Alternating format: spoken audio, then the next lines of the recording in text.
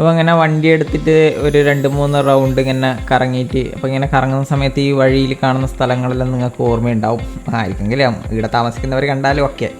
അപ്പോൾ അങ്ങനെ കറങ്ങിയിട്ട് നമ്മൾ ഒരു ഹോട്ടലിലെത്തി. ഹോട്ടൽ എന്ന് പറഞ്ഞാൽ റുവായ് ഫ്രൈഡ് ചിക്കൻ. അപ്പം അധികമൊന്നും കേട്ടിട്ടുണ്ടാവില്ല.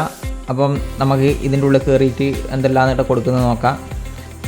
ഉച്ചക്കൊരു 2 മണിയെല്ലാം കഴിഞ്ഞ സമയമായിട്ടാകുമ്പോഴത്തേക്ക് ഇതെല്ലാം കണ്ടിട്ടാകുമ്പോൾ എല്ലാം വേണമെന്നുള്ളൊരു ആഗ്രഹം ഉണ്ടായിരുന്നു.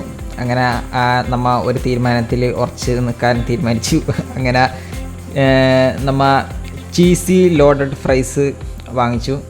പിന്നെ എല്ലാം കൂടി തിന്നാൻ കഴിയില്ലല്ലോ, ഏതെങ്കിലും ഒന്നിൽ നിൽക്കണ്ടേ.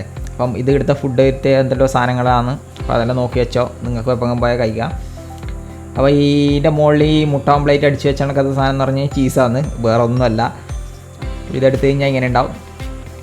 അപ്പോൾ സംഭവം എങ്ങനെയാണെന്ന് വെച്ച് കഴിഞ്ഞാൽ അടിപൊളിയായിരുന്നു കഴിക്കാനെല്ലാം.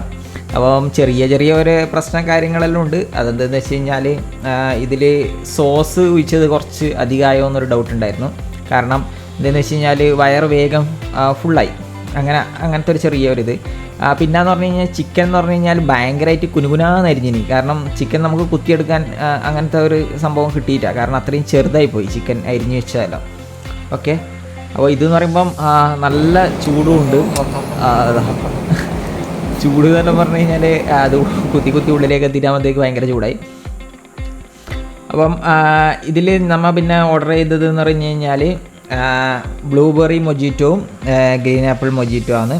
അപ്പം ഗ്രീൻ ആപ്പിൾ മൊജിറ്റോ അത്യാവശ്യം ഓക്കെ ആയിരുന്നു. ബ്ലൂബെറി മൊജിറ്റോയിൽ കുറച്ച് മധുരം കൂടിയിട്ടുണ്ടായിരുന്നു. പിന്നെ അതിൻ്റെ കുഴലിൽ സ്ട്രോ ഒടിഞ്ഞു. അത് ഇപ്പോൾ ഞാൻ കിടന്ന് വാങ്ങിച്ച് കഴിഞ്ഞാൽ എൻ്റെ സ്ട്രോ അങ്ങനെ ഉണ്ടാവില്ല, ഏതെങ്കിലും ഒരു സൈഡായിട്ട് എന്തെങ്കിലും പ്രശ്നം ഉണ്ടാവും. അപ്പം ഇതെന്ന് പറഞ്ഞു കഴിഞ്ഞാൽ ഇവിടെ KSRTC പോകുന്നുണ്ട്, അതായത് KSRTC bus stand, Payyanur KSRTC bus stand എടുക്കുകയാണ്.